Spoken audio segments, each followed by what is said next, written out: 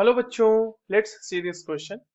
Four successive members of the first row transition elements are listed below with their atomic numbers. ठीक है, atomic number के साथ आपके पास elements दिए हुए हैं. Which one of them is expected to have the highest third ionization enthalpy? इनमें से किसका थर्ड आयोनाइजेशन एंथैल्पी जो होगा ना वो हाईएस्ट होगा. तो चलिए ऑप्शंस को देख लेते हैं. वेनेडियम, क्रोमियम, मैंगनीज और आयरन है. इनमें से हमें फाइंड आउट करना है कि किसका हाईएस्ट होगा थर्ड आयोनाइजेशन एंथैल्पी. तो सबसे पहले ये देखते हैं बच्चों कि ये क्वेश्चन किस की कॉन्सेप्ट पे बेस्ड है. अगर की कॉन्सेप्ट की बात की जाए तो ये सवाल आपसे बेसिकली आयोनाइजेशन एंथैल्पी का सवाल है. आपको आयोनाइजेशन एंथैल्पी के बारे में पता होना चाहिए and if you know everything about that you can easily solve that question.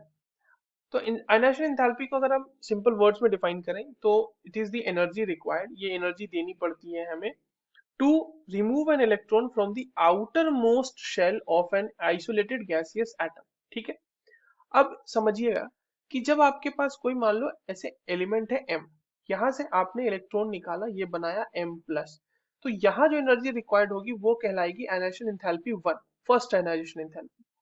यहां से जब आपने फिर से एक इलेक्ट्रॉन निकाला, बनाया M+2, यहाँ जो एनर्जी रिक्वायर्ड होगी वो कहलाएगी IE2, सेकेंड आयोनाइजेशन एंथैल्पी. और फिर से जब आपने इलेक्ट्रॉन निकाला और इसको बनाया M+3, तो ये कहलाएगा third ionization energy, that is IE3. अब एक बात समझिए कि IE3 को हाईएस्ट होने के लिए इसका स्टेबल होना बहुत जरूरी है. अगर M+2 में किसी तरह की भी स्टेबिलिटी का फैक्टर आता है तो जो थर्ड आयोनाइजेशन एंथैल्पी होगी वो बहुत ही ज्यादा होगी, क्योंकि स्टेबल कॉन्फ़िगरेशन के साथ इलेक्ट्रॉन निकाल पाना थोड़ा मुश्किल होगा और इसलिए हमें ज्यादा एनर्जी उसमें प्रोवाइड करनी पड़ेगी. ठीक है, तो ये बात समझ में आ गई हमें. अब देख लेते हैं कि वैनेडियम, क्रोमियम, मैंगनीज और आयरन, इन सब के लिए जो 2+ वाले ऑक्सीडेशन स्टेट्स यानी कि उनका जो 2+ आयन बनेगा उसका किसी स्टेबिलिटी से लेना देना है कि नहीं है. तो जो हमारा पहला गिवन है ऑप्शन वो क्या है बच्चों, वैनेडियम. 23 वैनेडियम का अगर कॉन्फ़िगरेशन लिखा जाए तो वो होता है आर्गन 3d3 4s2. ये हो जाएगा हमारा कॉन्फ़िगरेशन वैनेडियम के लिए. वैनेडियम 2+ जब बनाएंगे तो उसका कॉन्फ़िगरेशन क्या हो जाएगा, वो हो जाएगा आर्गन 3d3. ठीक है, 4s2 के दोनों इलेक्ट्रॉन निकल गए. दूसरा ऑप्शन हमारा क्या है, क्रोमियम. क्रोमियम 24 क्रोमियम का कॉन्फ़िगरेशन आर्गन 3d5 4s1. ये एक एक्सेप्शनल इलेक्ट्रॉनिक कॉन्फ़िगरेशन है.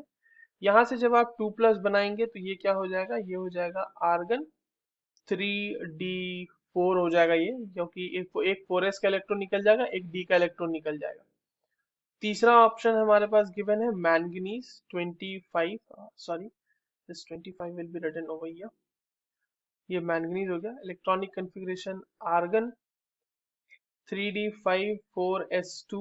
जब आप इसमें से Mn+2 बनाएंगे तो ये कॉन्फ़िगरेशन हो जाएगा आर्गन 3d5 4s2 का दोनों इलेक्ट्रॉन निकल गया. अब ये देखो, ये जो है बच्चों हाफ फिल्ड कॉन्फ़िगरेशन है. ये हाफ फिल्ड कॉन्फ़िगरेशन है. बाकी ये वाला कॉन्फ़िगरेशन अभी तक किसी में ऑब्टेन नहीं हुआ, इसलिए इसकी स्टेबिलिटी तो ज्यादा होने वाली है बाकी दोनों से. तीसरे को भी चेक कर लेते हैं. और चौथा जो है हमारे पास गिवन वो क्या है, आयरन, यानी 26 आयरन. कॉन्फ़िगरेशन क्या हो जाएगा इसका बच्चों, ये हो जाएगा आर्गन 3d6 4s2.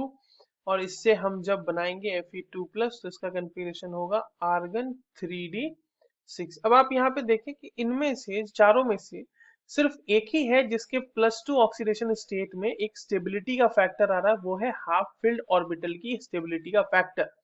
तो इसीलिए Mn2+ सबसे ज्यादा स्टेबल होगा. और क्योंकि Mn2+ की स्टेबिलिटी सबसे ज्यादा है, यहाँ पे मैं लिख देता हूँ, Mn2+ जो होगा वो मोस्ट स्टेबल होगा ion.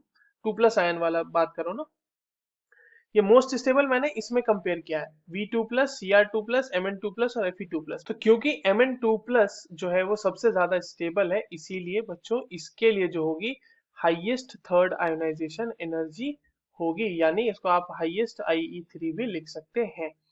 So the correct answer for this given question will be option third. I hope you understood this well. All the very best.